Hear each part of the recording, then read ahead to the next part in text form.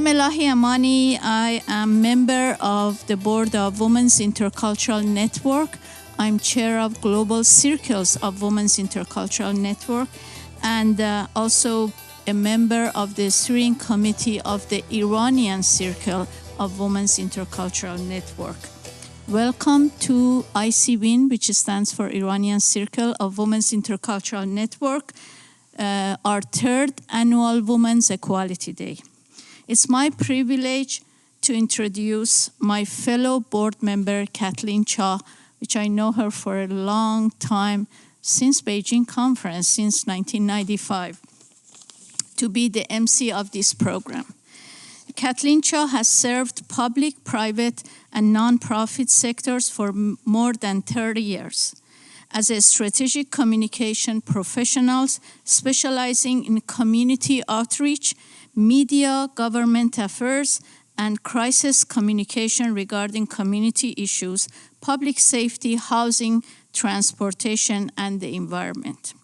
She is a professional editor and documentarian, retired from Association of Bay Area Governments. She was most recently appointed to serve on the Bay Area Regional Planning Committee, providing policy on land use, housing, environment for the 101 cities and 9 counties in Bay Area. As a word warrior, I love that word warrior, she's recognized keynote speaker and leadership development media trainer, receiving the WIN Circle of Encourage Award for Global Leadership Development, providing media survival skills to AAUW, American Association of University Women, CAPIO, CAVA, WIN, and UN, as well as other nonprofits and community organizations. She's a member leader of the American Association of University Women, former national director, and past AAUW California state president. Currently, she serves as League of Women Voters Bay Area Vice President Director. She focuses on regional governance, land use, transportation, and environment. In her commitment to quality and community building, she is vice chair of A Safe Place, providing comprehensive trauma-informed services to families suffering abuse and violence. One of the board members and immediate past co-chair of Women's Intercultural Network. She's an NGO delegate to United Nations Commission on the Status of Women. We both every year go to Commission on the Status of Women for the past 6 years, representing WIN and AAUW, focusing on interrelationship of global women's leadership, preventing violence and trafficking of women and girls, and sustainable development. Please join me to welcome Kathleen to the stage.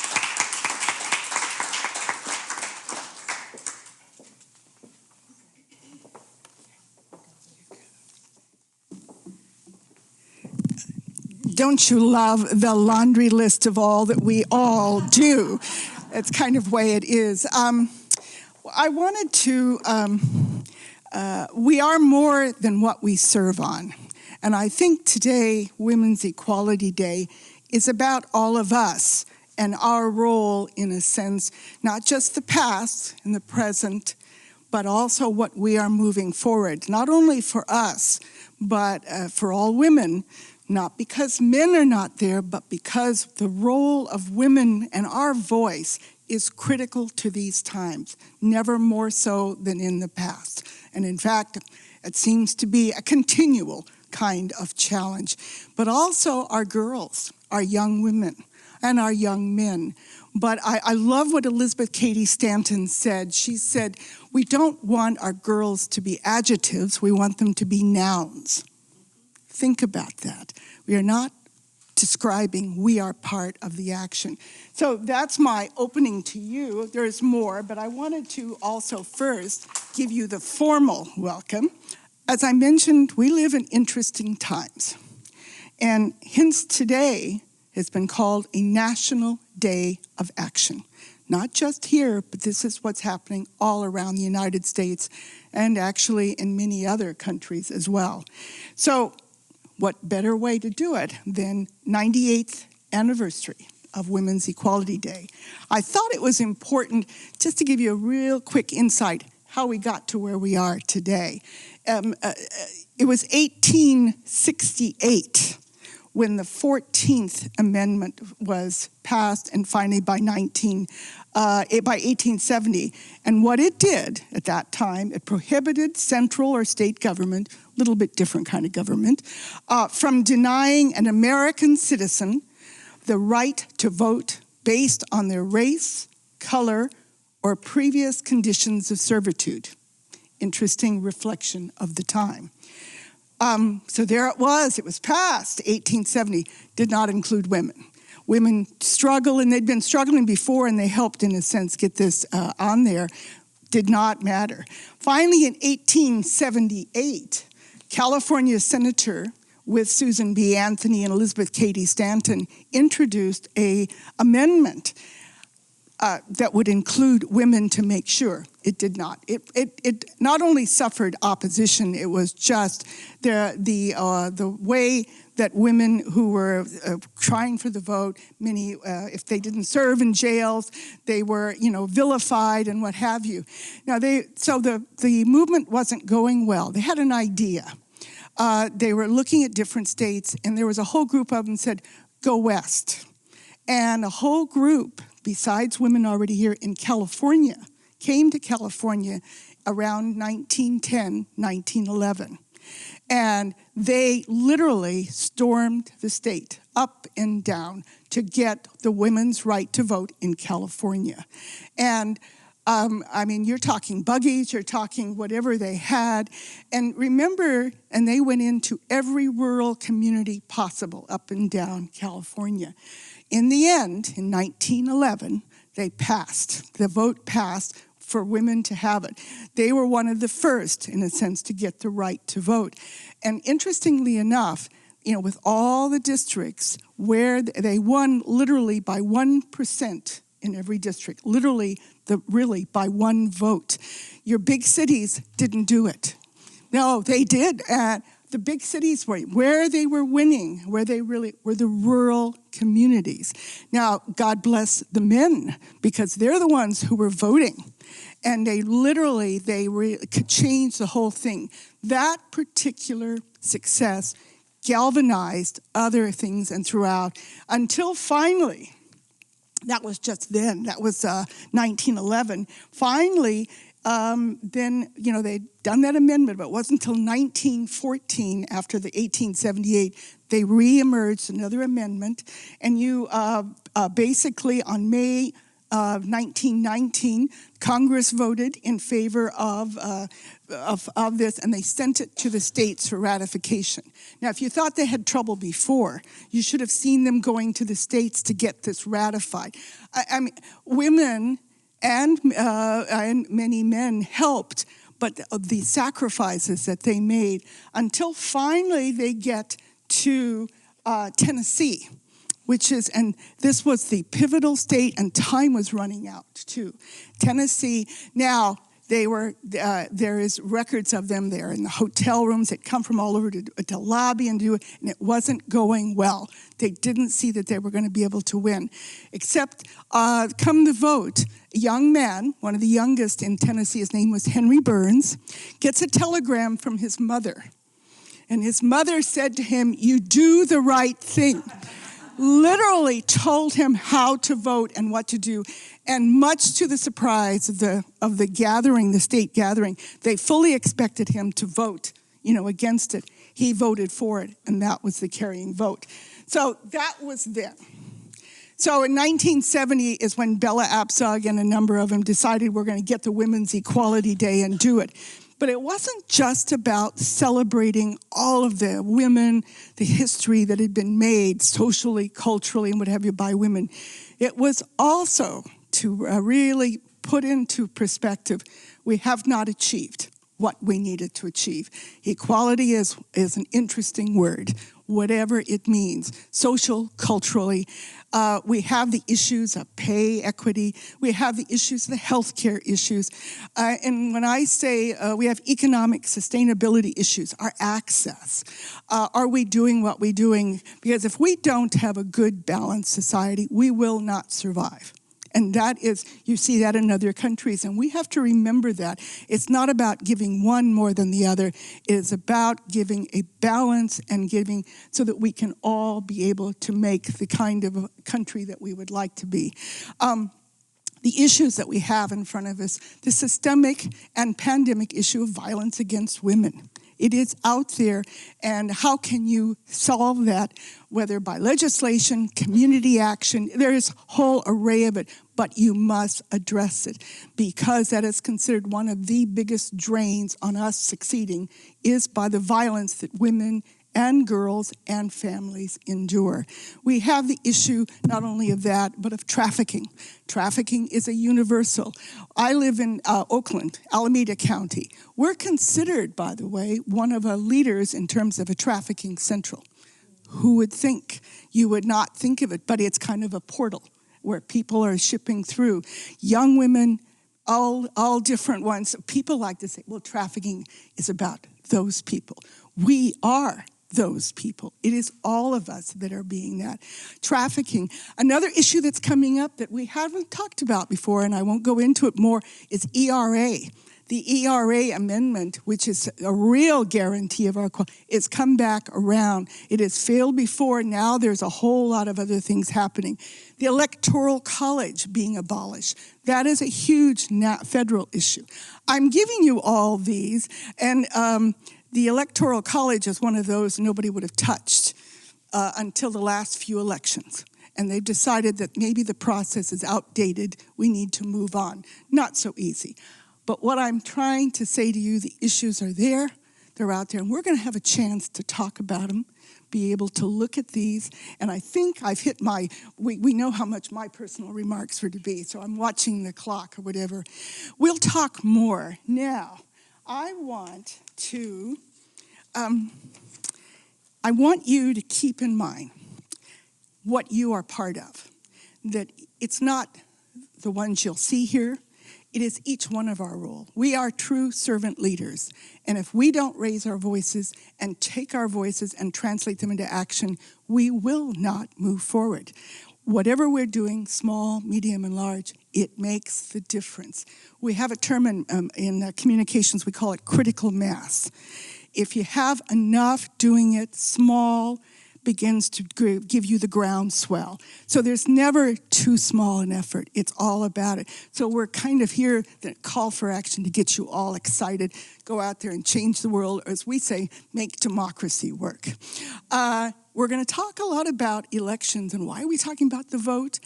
It's not about just registering to vote. It is not only just about you voting, it is about you getting others to vote and bringing them to the polls. Because if we don't do that and create our community, we can talk all we want, we still haven't done it.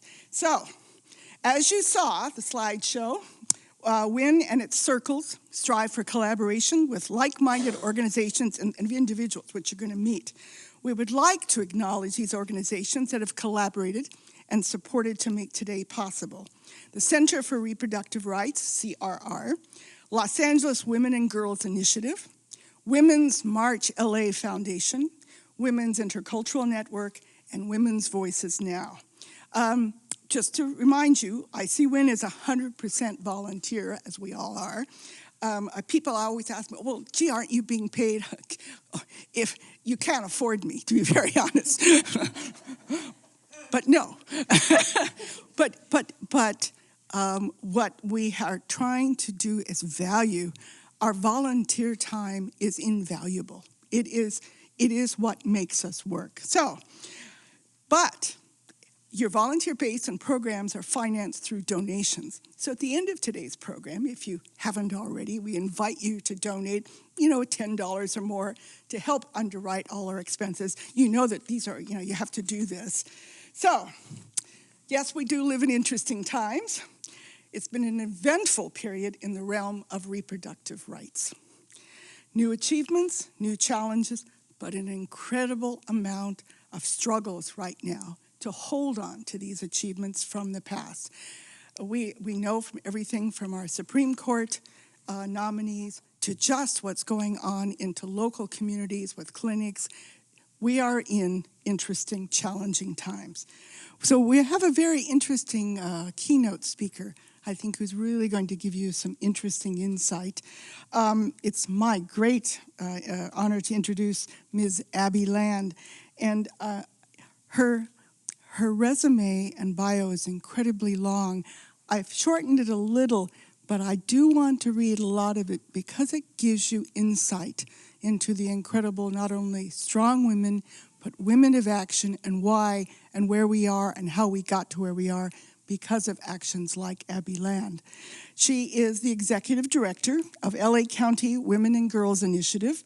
The WGI, as they call it, was created to help improve the lives of women and girls through changes in policy, program development, and strategic partnerships, the kind of goals that we all need to have. Who do we work with? Who are we collaborating with?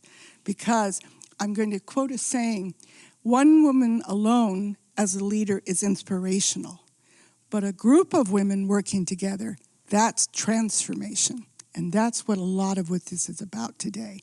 So Abby brings over 30 years of experience as her position with LA County, having served as a leader within the nonprofit and civic government worlds. She's the former executive and CEO of the Trevor Project, a nationally recognized nonprofit providing crisis intervention and suicide prevention strategies to LGBTQ youth. She's a recognized healthcare professional activist. She's got an impressive history ensuring care to underrepresented populations and advocating for youth in the LGBTQ community. Prior to joining Trevor, she was the co-CEO of the Sabin Community Clinic. This is a preeminently, and this is in Los Angeles, a community clinic that provides comprehensive medical care to low-income people in the LA area.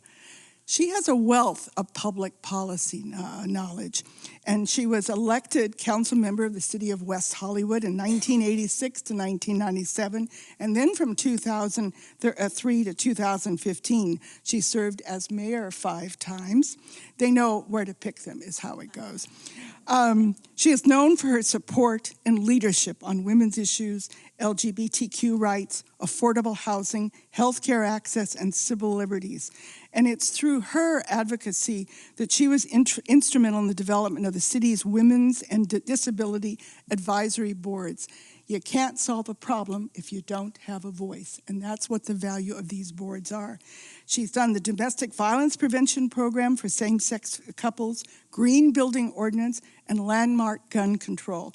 Now, I can go on more, and I'm going to try to shorten this a little bit more, but besides serving on the National League of California Cities, which I have served too, and I understand the complexity of that, she currently serves on these boards that tells you where her sphere of influence is going. Women Against Gun Violence Advisory Board, the LA County Department of Health Services Women's Health Policy Council, Planned Parenthood Advisory Project Board of Directors, Trans Can Work Advisory Board, that's a National Women's Political Caucus, the AIDS Community Action Foundation, and in March 2017, she co-founded an indivisible Los Angeles chapter, Roar Resistance, and you'll hear more about those later.